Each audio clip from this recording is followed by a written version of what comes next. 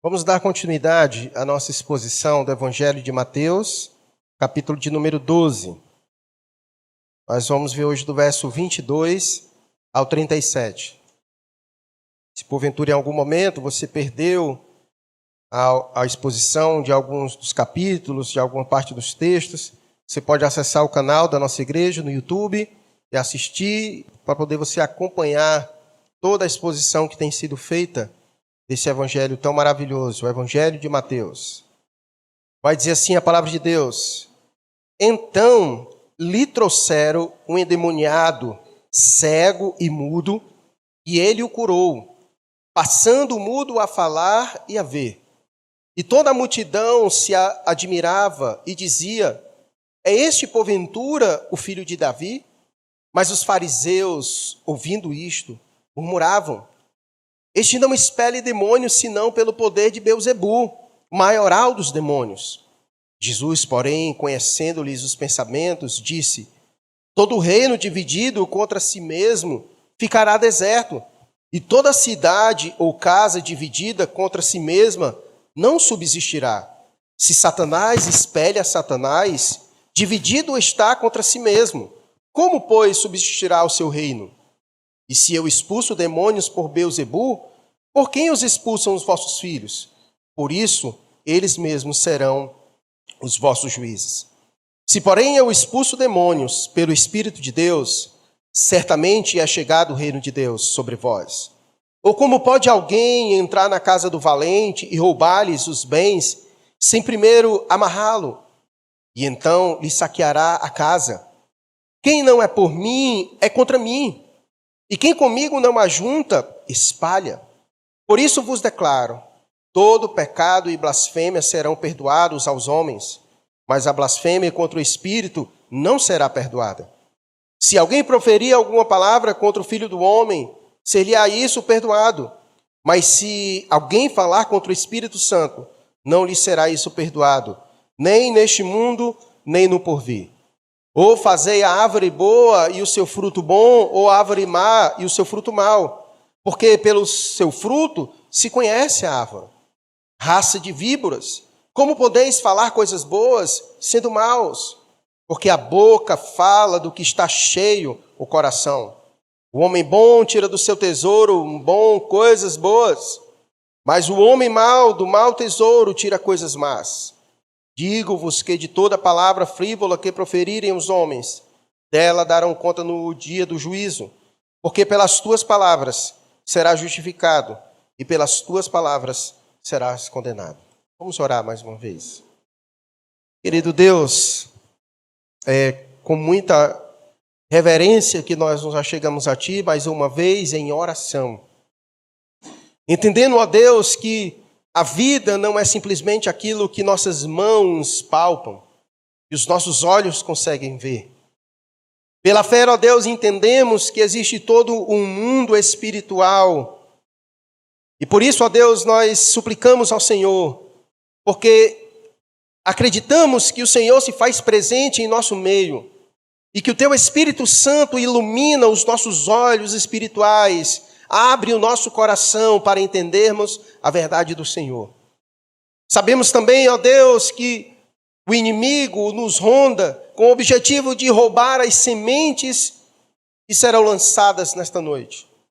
Não permita, Deus, com que as distrações sejam favoráveis, ó Deus, para que a semente da Tua palavra seja roubada do nosso coração antes de penetrar nele. Pai, nos abençoe nesta noite. Que o Senhor fale poderosamente aos nossos corações e a todos aqueles que nos assistem pela internet neste momento. Nos abençoa, Deus. Fale poderosamente aos nossos corações. Assim nós oramos, em nome de Cristo Jesus. Amém. Eu quero situar você mais uma vez na narrativa e no contexto. Nós vimos que no desenvolver do ministério de Jesus, Jesus foi duramente perseguido. Por onde Jesus ia, havia um grupo que acompanhava Jesus não porque admirava Jesus, não porque queria aprender de Jesus, Não porque reconhecia que Cristo era o Messias, o ungido de Deus, o filho de Davi, não. Mas havia um grupo que acompanhava Jesus constantemente para criticar Jesus, para de alguma maneira encontrar alguma coisa a acusar Jesus. E as acusações foram das mais severas possíveis, feitas a Jesus, como uma dessas que nós acabamos de ler nesse texto. E no capítulo 12, então, culmina-se nessa perseguição, ao ponto de, no versículo 14, dizer que esse grupo, composto pelos fariseus, eles conspiravam. Eles, então, estavam no momento que eles estavam orquestrando, se organizando, como colocariam a mão em Jesus para matar Jesus, para tirar a vida de Jesus.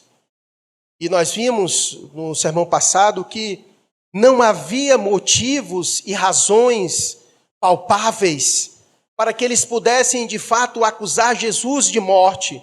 Jesus não havia praticado nenhum pecado, porque Jesus viveu neste mundo como um santo, viveu neste mundo como homem, mas sem pecado algum. Em momento algum também Jesus infringiu a lei, pelo contrário, Jesus veio para cumprir a lei de Moisés.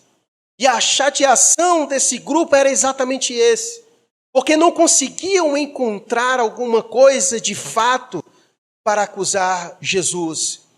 Então a perfeição de Jesus incomodava este grupo. E nós vimos então como era que Jesus reagia a isso. No versículo 14 diz que então esse grupo conspirava em matar Jesus. Entretanto, no versículo 15, vai dizer que Jesus seguia fazendo aquilo que ele veio para fazer, para curar, para promover o bem ao homem, a fim de curar o homem da sua maior enfermidade, que é o pecado. E não somente essa, mas de toda sorte de doença a que estava ao alcance de Jesus, no sentido de estar ali para agir em benefício do ser humano. Porque Jesus veio com essa missão, como diz o versículo 21, para ser a esperança dos gentios. E no seu nome esperarão os gentios. Então, enquanto um grupo acompanhava Jesus para tirar a vida de Jesus, Jesus seguia, cumprindo a sua missão de ser a esperança dos gentios, curando toda sorte de doença por onde ele passava. E o relato, então, do versículo 22, é Jesus dando continuidade a esse ministério, que vai dizer que trouxeram a ele um endemoniado, que estava cego e mudo. E o texto vai dizer que Jesus o curou e que ele passou a falar e a ver. E aqui, mais uma vez, Mateus faz questão de nos lembrar da autoridade de Jesus, de que Jesus é o Messias, de que Jesus é o enviado de Deus, aquele que tem toda a autoridade no céu e na terra, e de que não há nada que Jesus não exerça autoridade. E naquele momento Jesus manifesta mais uma vez a sua autoridade diante de todos os que ali estavam. Foi levado a ele um endemoniado, ou seja, um homem que estava possesso, um homem que habitava nele espíritos imundos e que causavam enfermidades naquele homem. Aquele homem era cego e mudo, aquele homem não podia ver e não podia falar. E a sua cegueira e a sua mudez era exatamente pelo fato de um espírito estar naquele homem e lhe atormentar de tal maneira de tirar dele os seus sentidos. O homem não pode falar, o homem não pode ver. E aqui nos traz mais uma vez algumas lições preciosas que nós já vimos no decorrer do ministério de Jesus, mas que nesse momento volta à tona novamente a importância de nós lembrarmos disso. Nunca podemos esquecer das influências espirituais em nossa vida. Por isso que eu fiz questão de, no momento da oração, da mensagem, lembrar os irmãos disso. Nós estamos aqui de modo físico, mas não podemos esquecer que existe todo um mundo espiritual à nossa volta. E que muitas das nossas lutas, que muito da nossa vivência nesta vida, se dá exatamente pelas batalhas espirituais que nós enfrentamos. Nunca podemos desconsiderar as batalhas espirituais que todos nós estamos envolvidos. O texto apresenta que a enfermidade deste homem, doença deste homem que impedia ele de ver e de falar, não era físico, não era algo que podia ser resolvido com remédio, não era algo que podia ser resolvido com tratamentos humanos, mas somente alguém que tinha autoridade de Deus de expulsar um espírito imundo que habitava naquele homem e que lhe atormentava daquela natureza. Isso traz lições para nós. Nós vivemos em um mundo, obviamente, materialista, como nós já falamos aqui inúmeras vezes. Vivemos em uma sociedade patológica, onde tudo é doença que pode ser resolvido com tratamentos e com medicamentos, e muitas vezes nós negligenciamos o fator espiritual. Negligenciamos o fator espiritual. Nós nunca podemos negligenciar este fator. Por isso, a recomendação mais sensata para nós é, antes de procurar qualquer especialista ou antes de procurar qualquer farmácia, nosso papel como crentes é orar. Orar. Colocar diante de Deus. Pedir ao Senhor que intervenha em nosso favor. Porque pode ser que alguma coisa que estejamos passando ou vivendo sejam situações de batalhas espirituais em nossa vida. É claro que, diferentemente deste homem, o crente não pode ser possesso. O crente não pode ser possesso, porque no crente deveria habitar quem? O Espírito Santo de Deus. Deveria, se é crente, é para ter o Espírito Santo de Deus. Então, não há espaço para o crente ser, assim, possesso dessa natureza. Contudo, isso não tira de nós as batalhas espirituais. Ele não pode entrar em nós, mas ele pode nos atacar. Ele pode nos atacar. Pois, como disse Pedro, o maligno é como um leão, que está onde? Ao nosso redor. Ao nosso redor. Procurando oportunidades para nos ferir, para nos atacar. Então nós nunca podemos esquecer dessa realidade. E diante dessa realidade, nós, por nós mesmos, não temos autoridade para vencer essas batalhas. Só há uma pessoa que tem autoridade sobre todo principado e potestade. Quem é este? Jesus. Ele é o único que tem autoridade sobre todo principado e potestade. É a ele que nós devemos nos sujeitar, como disse Tiago, sujeitai-vos a Deus e o diabo fugirá de vós. É isso que Tiago diz, sujeitai-vos a Deus e o diabo fugirá de vós. Porque a presença de Deus em nós espere o maligno. Então nunca podemos esquecer dessa realidade. E esse texto começa nos lembrando novamente sobre essa realidade. É por isso que Jesus, em diversos momentos, ele chama os seus discípulos à responsabilidade. Vigiai e orar. Vigiar e orar.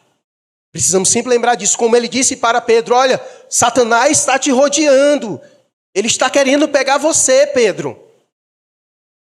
Assim também somos nós. Nenhum de nós está livre das setas maliciosas. Por isso que o apóstolo Paulo vai dizer que nessa batalha nós temos que fazer o quê? Nos revestir da armadura de Deus. Nos revestir da armadura de Deus. Para que a gente possa resistir às lutas, às batalhas espirituais que nós enfrentamos. As batalhas espirituais que nós enfrentamos. Então o texto diz que foi levado a Jesus um endemoniado, cego e mudo, e ele o curou, passando o mudo a falar e a ver. E o versículo 23, rapaz, hoje os servos de Deus esqueceram de trazer minha água. Cadê o Ítalo? E da aula foi ele? Foi, tá certo. Obrigado, viu, meu irmão?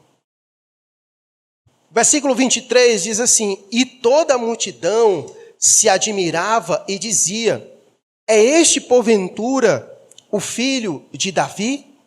Nós precisamos lembrar, mais uma vez, de algo que já foi dito aqui também. Muitas dessas manifestações, dessas ações do poder de Jesus, de forma pública, ela tinha o objetivo de apresentar quem Jesus era. Aquilo que Jesus realizava de modo público era como se fossem credenciais de quem Jesus era. Portanto, ao ver Jesus fazendo isso, logo eles entraram na pergunta: é porventura este o filho de Davi? Porque somente o filho de Davi é capaz de realizar estas coisas. Que foi exatamente essa resposta que Jesus deu para João, quando João mandou seus discípulos perguntar: És tu que estava por vir ou virá outro? E Jesus diz: olha, diga a João que os cegos estão vendo, de que os mudos falam, de que os surdos estão ouvindo. Ele vai falando exatamente isso, mostrando as credenciais de Jesus, mostrando as credenciais, o poder de Jesus, a autoridade de Jesus. Então, aquilo que Jesus realiza no meio do povo serve como as suas credenciais, porque só Ele tem autoridade para fazer essas coisas. E diante daquilo que Jesus realiza no meio da multidão, duas coisas vai surgir. Na verdade, só podem surgir dois tipos de sentimentos ao contemplarmos o Filho de Deus agindo com sua autoridade e poder. No versículo 23 e 24, vai fazer um contraste entre as duas coisas que podem acontecer. No versículo 23, vai dizer qual é o sentimento que houve no coração de alguns ao ver a autoridade de Jesus. Admiração. Eles admiravam Jesus. Mas em contrapartida, quando você vê o verso 24, vai dizer: mas... Aquela velha conjunção adversativa que tem o objetivo de mostrar o contraste entre um grupo e o outro grupo, e diz: mas os fariseus, diferentemente do primeiro grupo que admirou Jesus pelo que ele é, pelo que ele realiza, ficaram admirados com Cristo, filho de Davi. O segundo grupo, olha o tipo de sentimento que tinha no coração deles. Ouvindo isto, eles murmuravam: Este não expele demônios, senão pelo poder de Beelzebu, maioral dos demônios. O que na verdade eles estavam dizendo é que esse aí não é filho de Davi, coisa alguma. Na verdade, esse aí tem pacto com o inimigo, porque ele faz o que faz, não porque ele é de Deus, mas é porque ele é do maligno. Então perceba os dois tipos de grupo. E esses dois tipos de grupos são os tipos de grupos que existem no mundo. Só existem dois tipos de pessoas neste mundo: os que admiram Jesus e os que odeiam Jesus. Só existem esses dois tipos de grupo no mundo: os que admiram Jesus e os que odeiam Jesus. Obrigado, irmão.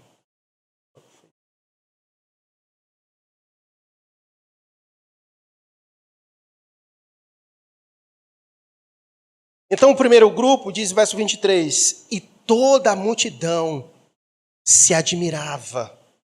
Eles conseguiram enxergar a beleza de Cristo. Eles conseguiram enxergar que Cristo é o filho de Davi. E como não se admirar com Cristo? Como não se admirar com Cristo?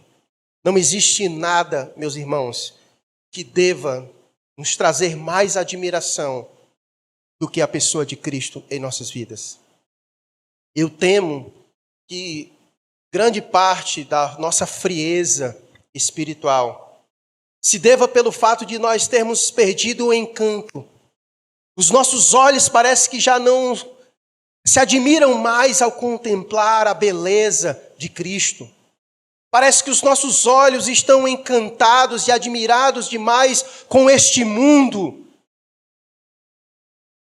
A partir do momento em que os nossos olhos conseguirem contemplar a beleza de Cristo, nós não nos encantaremos com nada mais neste mundo, porque não existe nada neste mundo que possa ser mais admirável do que Cristo Jesus. Não há beleza que seja maior do que a beleza de Cristo. Não há poder que seja mais poderosa do que o poder de Cristo. Não existe. Cristo, Ele está acima de todas as coisas e os nossos olhos devem contemplá-lo e o nosso coração deve se admirar com a pessoa de Cristo. Talvez isso possa ter acontecido em algum momento da sua vida. Geralmente essas coisas acontecem naquele momento inicial da nossa caminhada, quando a gente se admira com Cristo, mas parece que com o decorrer do tempo a gente vai deixando de se admirar com Cristo e outras coisas vão surgindo em nossa vida e a gente vai deixando de admirar a Cristo e outras coisas vão passando a ser mais admiráveis do que Cristo Jesus em nossas vidas. E quando isso acontece, nossa relação com Ele esfria, nós nos afastamos, nós deixamos de presenciar e contemplar as maravilhas da vivência com Cristo Jesus. Nós precisamos orar constantemente. Senhor, abre os meus olhos para que eu possa contemplar a beleza do Cristo ressurreto. E que ao contemplar a sua beleza, o meu coração aqueça em admiração pelo Senhor. Porque chegará um dia, meu irmão, e quando as nuvens se abrirem, Cristo descerá mais uma vez e todo o olho o verá. E se você não admira Ele aqui e agora, pode ser que quando Ele vier, haja pavor em seu coração. Mas se houver admiração dEle agora, quando Ele vier, meus irmãos, nós nos renderemos diante da sua beleza. Nunca perca a admiração por Cristo Jesus. Não permita com que os seus olhos se encante com outras coisas, porque não deve existir nada que seja maior e mais belo do que Cristo Jesus. E o versículo 23, então, diz que esse grupo se admira com ele, por aquilo que ele viu. Uma multidão se admirava e dizia: é este, porventura, o filho de Davi? Mas os fariseus, ouvindo isto, murmuravam: este não expele demônios, senão pelo poder de Beelzebu, maioral dos demônios. Os fariseus, irmãos, são exatamente o mundo, representa o mundo que nós já vimos aqui nos sermões passados. Um mundo que odeia Cristo, um mundo que amou mais as trevas do que a luz, porque as suas obras eram más. Aquilo que sai da boca desses homens, que é o que a gente vai ver lá no final, reflete quem aqueles homens são. Porque Jesus vai dizer que a boca fala do que o coração está cheio. Isso que esses homens estão dizendo de Cristo só reflete quem de fato eles são: trevas. Eles se incomodam com a luz, não conseguem ver o brilho da luz, não conseguem se admirar com a luz, só se encantam com as trevas. Só se encantam com as trevas. E por isso que há um contraste entre o grupo do verso 23 e o grupo do versículo 24. O fato é, eles não tinham como negar, o homem estava curado diante deles. Eles não conseguiam retrucar os argumentos de Jesus. Jesus havia vencido toda a tentativa de argumentar contra Jesus. Eles levantavam a celeuma, eles levantavam a questão e Jesus sabiamente respondia. Então eles não tinham como retrucar a Jesus. E ainda mais, não tinha como negar os fatos. O homem estava curado diante de todos eles. E a multidão estava vendo aquele homem que fora curado por Jesus, de maneira que grande parte dessa multidão se admirava com Jesus. Não tinha como negar os fatos. Jesus havia realizado uma obra na vida daquele homem. E tem sido assim, meus irmãos, desde então. O mundo odeia Cristo porque não tem contra fatos, não há argumentos. De fato, Cristo tem realizado uma obra neste mundo. Nós somos a prova, nós somos as testemunhas de que Cristo ainda continua realizando obra na vida do homem. Nós somos a testemunha de que Cristo continua realizando e operando na vida do homem. Não há como mudar os fatos. Cristo transforma o homem.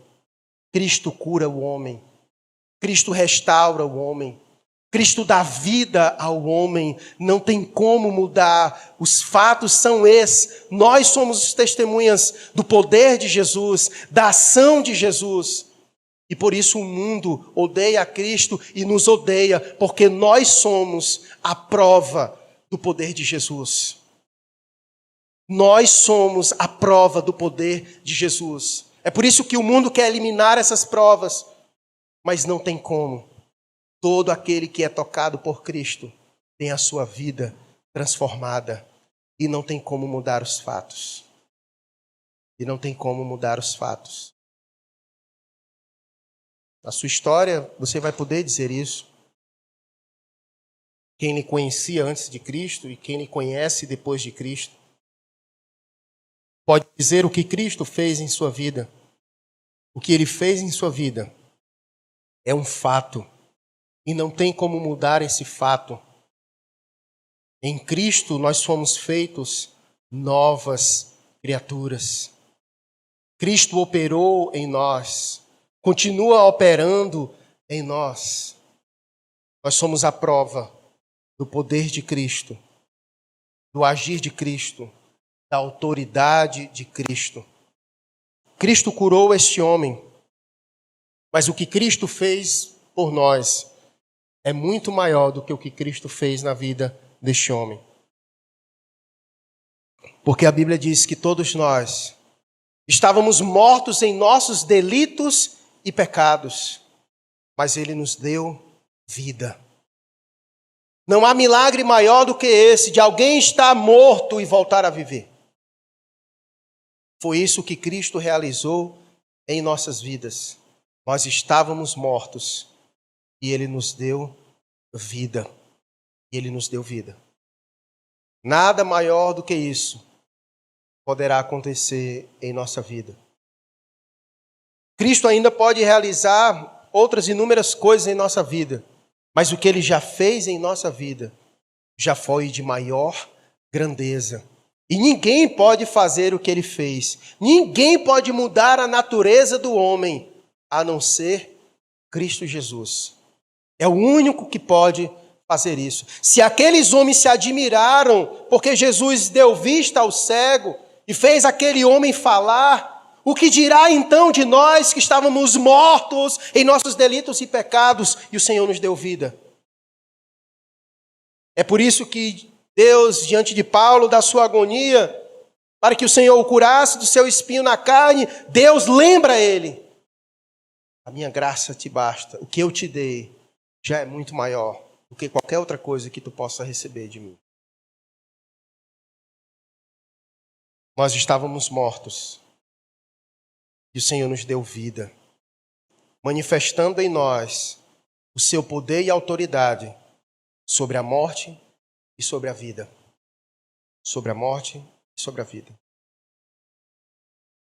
Mas os fariseus, ouvindo tudo isso, eles murmuravam: este não expele demônios, senão pelo poder de Beelzebu, maioral dos demônios.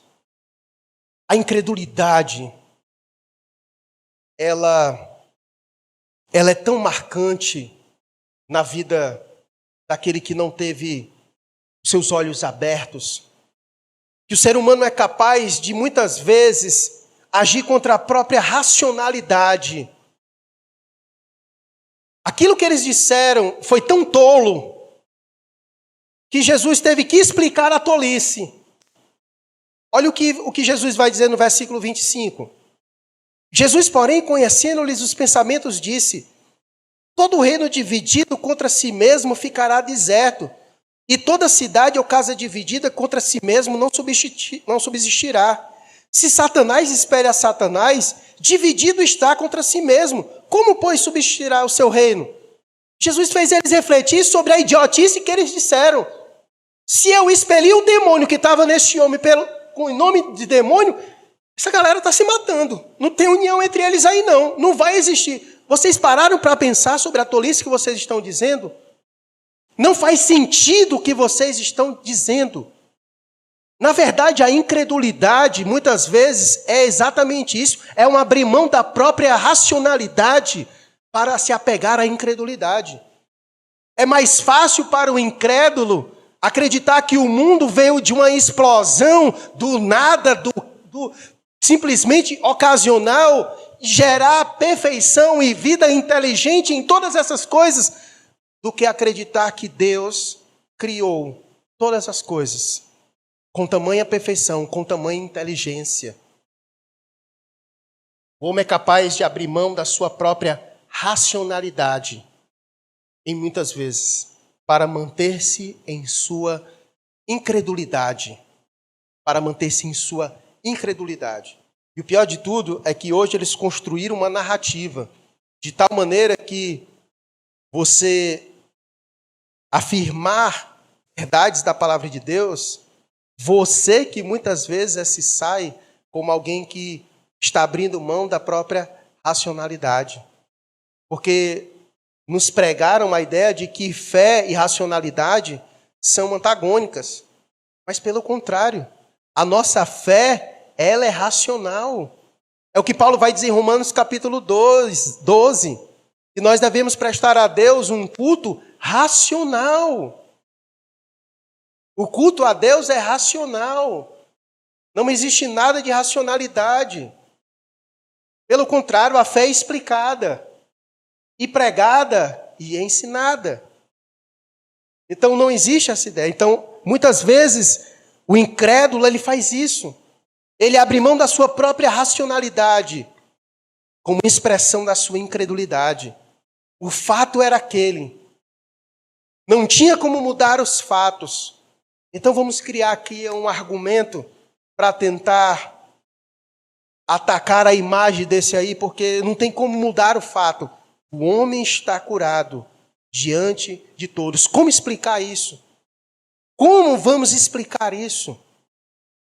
E aí a explicação deles foi acusar Jesus de ter parceria com o demônio e de que ele fez o que fez no nome dele. E Jesus vai dizer, se assim for, Satanás está dividido contra si mesmo. E nenhuma casa que esteja dividida contra si mesmo subsistirá.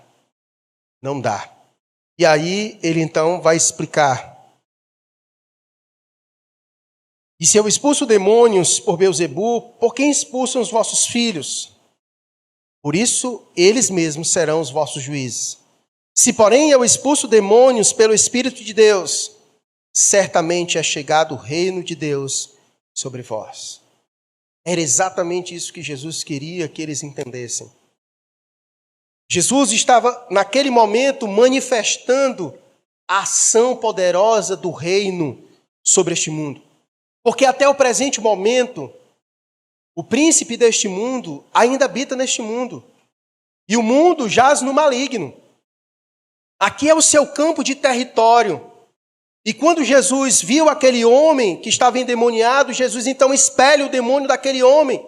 E ele vai dizer por que ele consegue fazer isso. Ele consegue porque exatamente quando Jesus chega aqui, ele inicia o processo do estabelecimento do reino de Deus. E no reino de Deus não haverá lugar para o demônio e as suas forças. Então Jesus está querendo nos ensinar que quando o reino de Deus for consumado, for totalmente consumado, não haverá mais nenhuma influência do maligno sobre a vida das pessoas. Porque o reino de Deus, quanto mais ele cresce, mais o reino do inimigo vai se fechando, vai ficando menor. E o reino de Deus vai crescendo, ao ponto de chegar um momento em que quando Cristo vier, o rei deste reino, ele trará consumação sobre todas as coisas. E será o juízo final, onde ele virá para sentenciar o príncipe deste mundo. É só você ler Apocalipse, que você vai ver o que acontece com ele. Cristo vem lança Satanás no lago de enxofre e juntamente com todos os incrédulos e os anjos caídos também. Porque quando o reino de Deus chegar, quando for consumado, haverá o fim de todas essas coisas. Mas Jesus inicia esse processo. Jesus inicia o reino de Deus. É chegado o reino de Deus sobre vós. E isso que está acontecendo é a manifestação do reino de Deus que começa, onde vidas que eram atormentadas são libertas, onde o poder de ação de Deus de curar a vida do homem inicia-se. E o homem vai ter a sua vida restaurada, e o domínio do maligno vai sendo cada vez diminuído, porque o reino de Deus está avançando.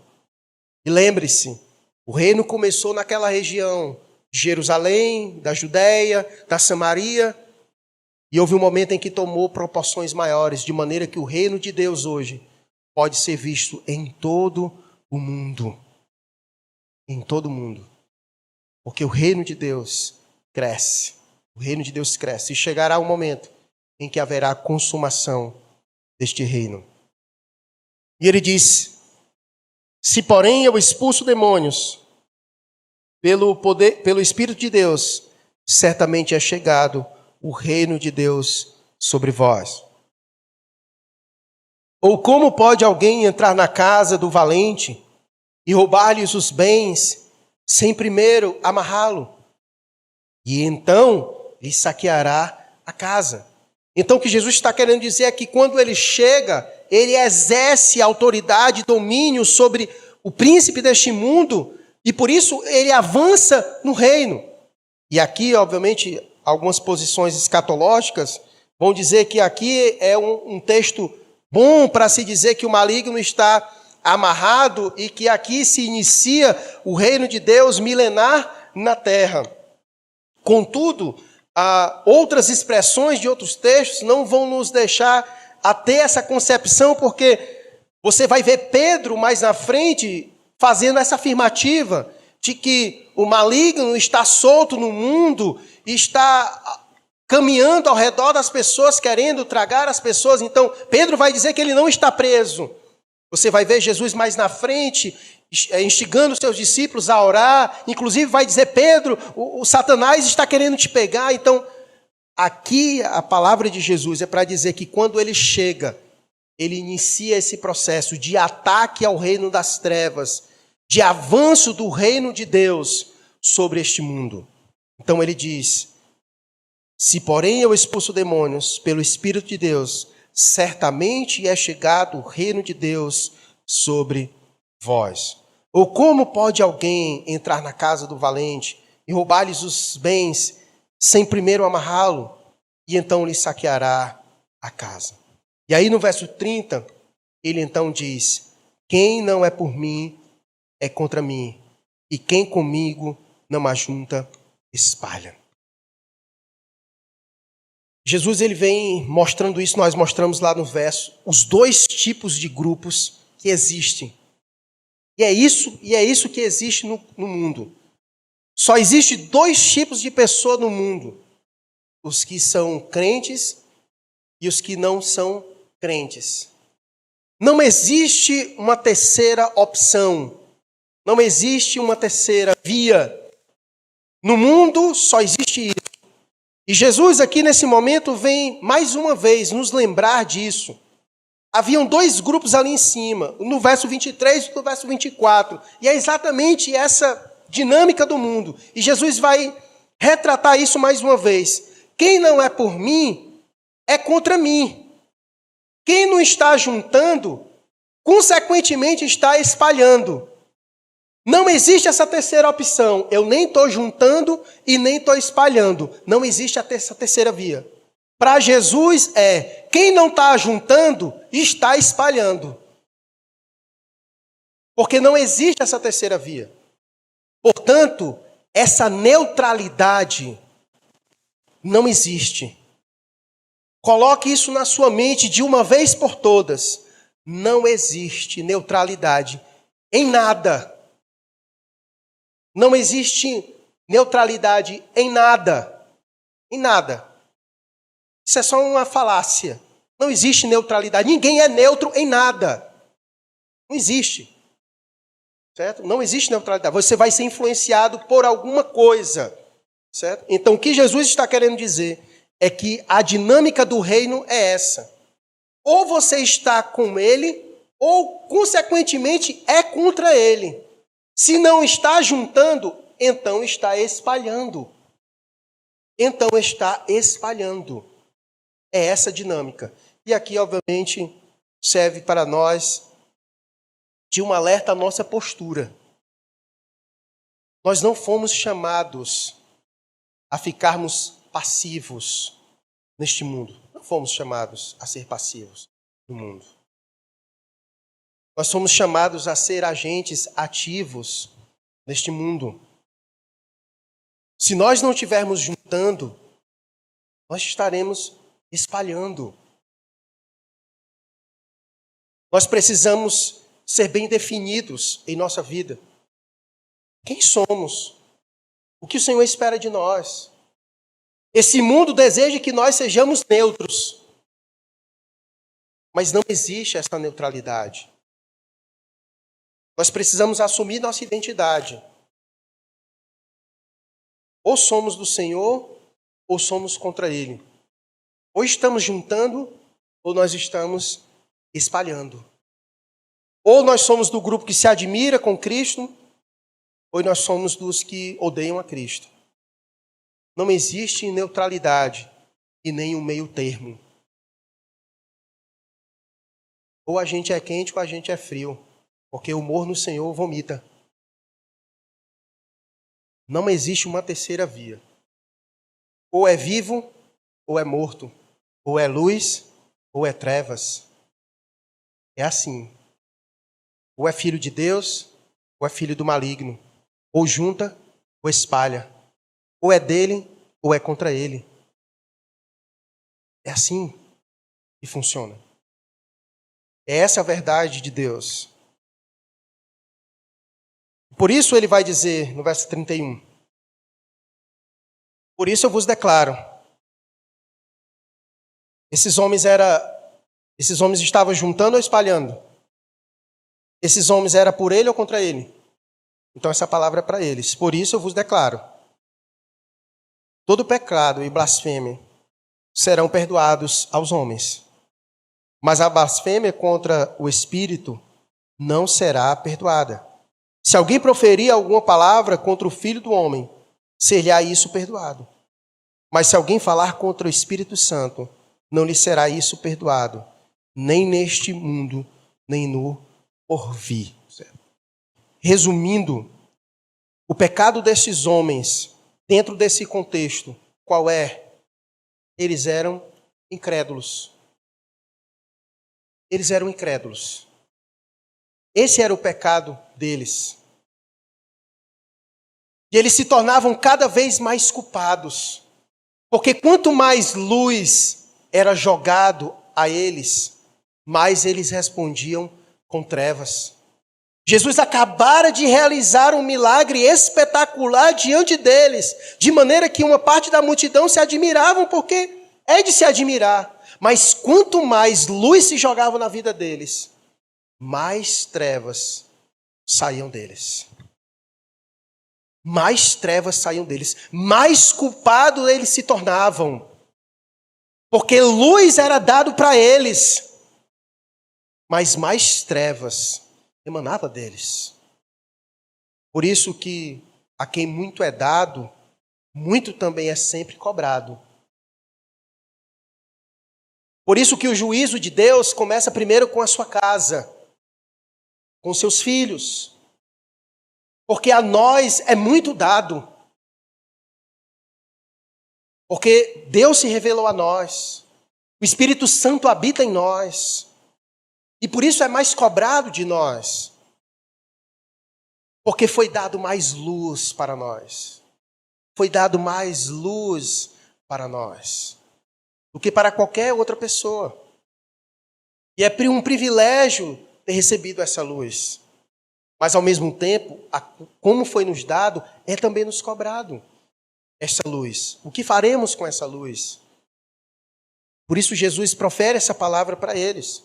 Porque diante de tanta manifestação de luz diante deles, só vinha trevas, trevas, trevas deles.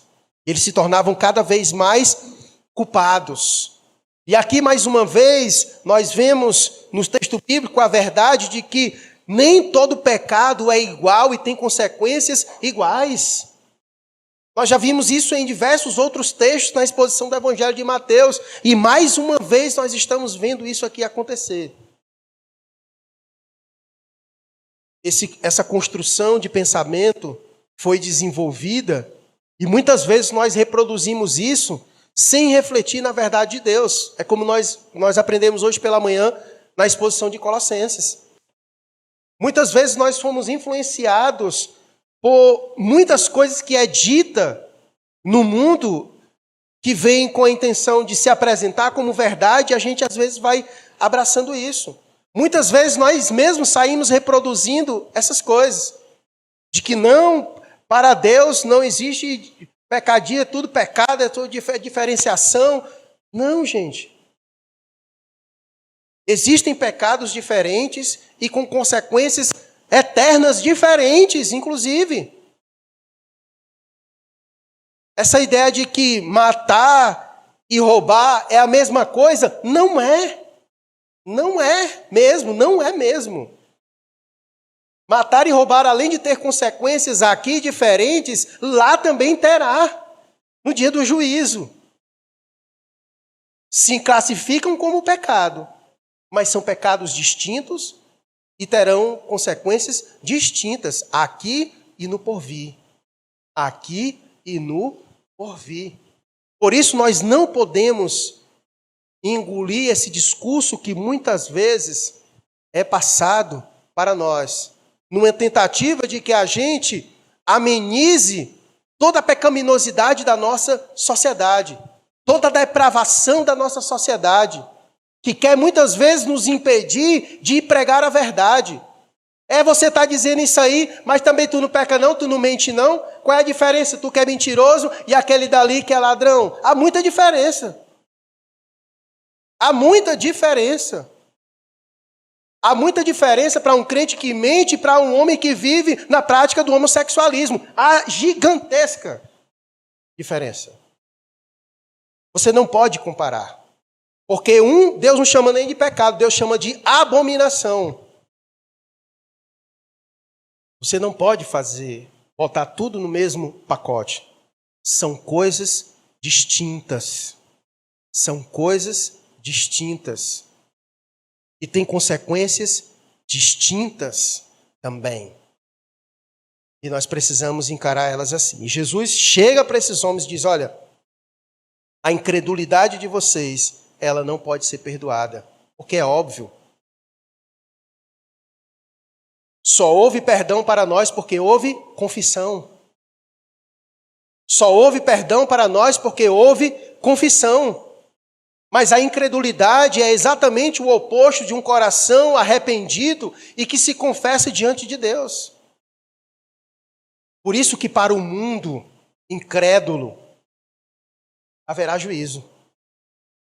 Para o mundo incrédulo haverá juízo. Porque Deus tem realizado a sua obra. Nós somos a prova e o testemunho de que Deus está operando no mundo. Mas como o mundo nos vê? Eles ficam maravilhados? Não, eles não ficam maravilhados. Tudo que Jesus realizou pelo Espírito Santo de Deus. O Espírito Santo de Deus esteve ali presente em todo o ministério de Jesus. A concepção de Maria foi ação do Espírito Santo de Deus. O nascimento virginal de Jesus é ação do Espírito Santo de Deus. Jesus inicia o seu ministério no poder do Espírito. Jesus morre e é ressuscitado no poder do Espírito. Negar a Cristo é negar a ação do Espírito. Negar a obra de Cristo é negar a ação do Espírito. A mesma coisa é negar a ação de Cristo em sua vida. Porque quem foi que lhe deu vida? O Espírito. Quem lhe convenceu do pecado e do juízo de Deus? O Espírito. Quem vai te ressuscitar no último dia? O Espírito. Negar a ação de Cristo em nossas vidas é negar a ação do Espírito em nossa vida.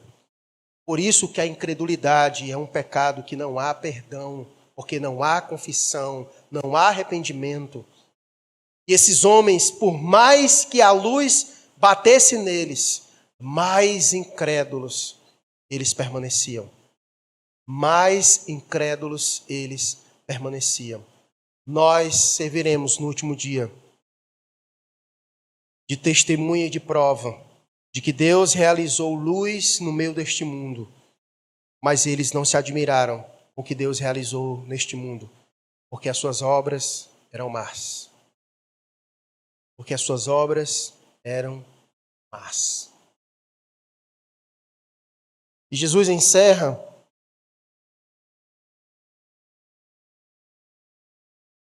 fazendo aqueles homens enxergar o que havia em seu coração. Ou fazer a árvore boa e o seu fruto bom, ou a árvore má e o seu fruto mau, porque pelo fruto se conhece a árvore.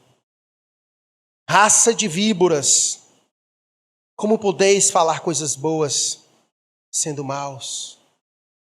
Jesus não é nada do politicamente correto. Passa muito longe. Jesus fala a verdade. Vocês são maus.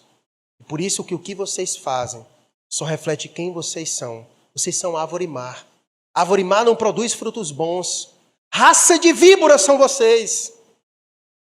E não vem com mimimi para cima de mim, não. É raça de víboras. O homem bom tira do tesouro bom coisas boas. Mas o homem mau do mau tesouro tira coisas más. Digo-vos que de toda palavra frívola que proferirem os homens, dela darão conta no dia do juízo. Porque pelas tuas palavras serás justificado e pelas tuas palavras serás condenado. As palavras são duras. As palavras são duras. O que Jesus está querendo dizer para aqueles homens é: o que vocês estão dizendo a mim só reflete, na verdade, o que vocês são. E vocês prestarão contas no dia do juízo pelas palavras de vocês. Porque pelas tuas palavras será justificado, assim como pelas tuas palavras será condenado. Porque um coração arrependido, ele com a boca confessa. Crê no coração e com a boca confessa. Da mesma forma, a incredulidade também é manifesta no coração, mas é refletida pela boca. Porque pela boca nós conhecemos o que está no coração. Porque a boca fala do que está cheio o coração.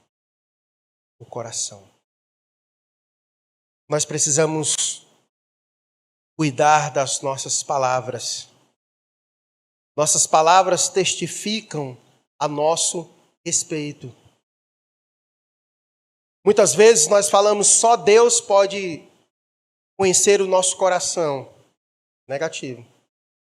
As pessoas também podem conhecer o que está nos nossos corações. Porque elas conhecerão o que está nos nossos corações pelo que sai da nossa boca. Porque a boca fala do que o coração está cheio. Quando eu ouvir o que sai da sua boca, eu saberei o que está no seu coração. No seu coração. Portanto, nós precisamos cuidar da nossa boca. Ela é um testemunho de quem nós somos. De quem nós somos. Por isso, há certas coisas que não devem ser ditas por nós, não devem sair de nossas bocas. Que às vezes, quando sai e a gente diz que é árvore boa, é estranho. Porque de árvores boas não deveriam sair certas coisas. Certas coisas. Eu quero finalizar diante desse discurso duro e pesado de Jesus para aqueles que ali estavam. Voltando para o início do texto lido. Se há um pecado que desagrada a Deus, é a incredulidade. Nós somos chamados para crer, irmãos. A Bíblia diz que sem fé é impossível agradar a Deus. Fé e crer são as mesmas coisas. Fé e crer são as mesmas coisas. Nós somos chamados a crer. Nós somos chamados a se admirar com Jesus. Nós somos chamados a contemplar Jesus na beleza da sua santidade. Nós somos chamados a contemplar o poder de Jesus operando no mundo e em nós. Nós não podemos permitir com que toda a incredulidade desse mundo, com que todas as trevas deste mundo tire o encanto dos nossos olhos na pessoa de Jesus. Eu não sei o que aconteceu com você. Eu não sei o que aconteceu na tua trajetória. Mas você sabe como está a sua vida com Ele. Como estão teus olhos diante do Senhor. Você ainda se admira com Cristo. Quando você contempla Ele nas Escrituras, teu coração acelera. Ou você está frio, encantado mais com o mundo do que com as coisas de Deus, do que com Cristo. Eu não sei como está aí o teu coração, mas eu quero lhe levar a essa reflexão, porque o texto ele apresenta dois grupos, os que se admiram, os que são incrédulos, os que juntam e os que espalham, os que serão as árvores boas e as árvores más. Eu não sei o que aconteceu, porventura, ao longo da caminhada, que possa ter tirado o brilho dos teus olhos. Mas eu quero lhe convidar a orar a Deus e que você peça ao Senhor, que você possa novamente voltar a se admirar com a pessoa de Jesus Cristo. Às vezes nós ficamos procurando neste mundo encontrar beleza maior do que aquela que já nos foi dado. Muitas vezes nós ficamos procurando neste mundo tesouro maior do que o que já foi nos dado. Muitas vezes nós procuramos neste mundo cisterna com água melhor do que a que Cristo já nos deu, a água para toda a vida. E nós nos frustramos, porque não encontraremos beleza maior. Não encontraremos água melhor. Não encontraremos tesouro mais valioso do que Cristo Jesus. Meu convite é: volta os teus olhos para Ele. Volta os teus olhos para Ele. E que ao contemplá-lo nesta noite, teu coração se aqueça mais uma vez. Ora sim. Fecha teus olhos. Fala com o Senhor. Fala com Cristo, teu Salvador.